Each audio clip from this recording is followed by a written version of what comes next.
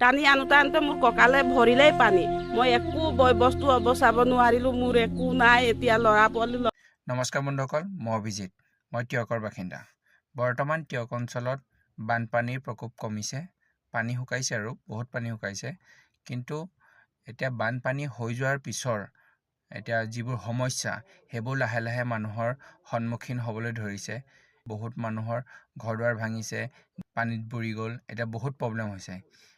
এতিয়া বৰ্তমান ৰাস্তাৰ পৰা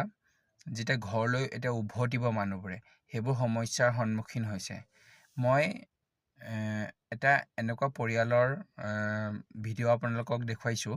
সেই পৰিয়ালটো এতিয়া ঘৰলৈ উভতি যাবলৈ চিন্তা ঘৰত থাকিব কেনেকৈ ঘৰখন ইমান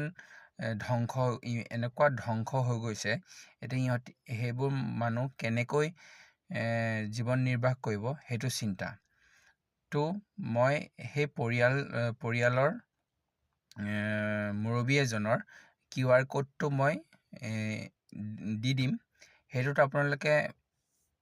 আপোনালোকৰ মনৰ ইচ্ছাৰে মই সেইটো নকওঁ যে আপোনালোকে ইমান টকা দিব লাগিব কিবা কৰিব লাগিব নালাগে আপোনালোকে এটকাও যদি তেখেতক সহায় কৰে সেইটোৱে বহুত তো মই তেখেতৰ QR কোডটো মই লগাই দিছোঁ আৰু তেখেতৰ যি সমস্যা হৈছে তেখেতৰ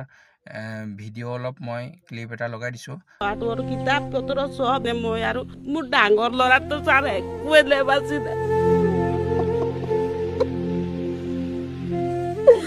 ডাঙৰ ল'ৰা হাই ছেকেণ্ডেৰী পাছ তাৰ চাৰ্টিফিকেট একোতো মই বচাব নোৱাৰিলোঁ সৰু ল'ৰাই বচাব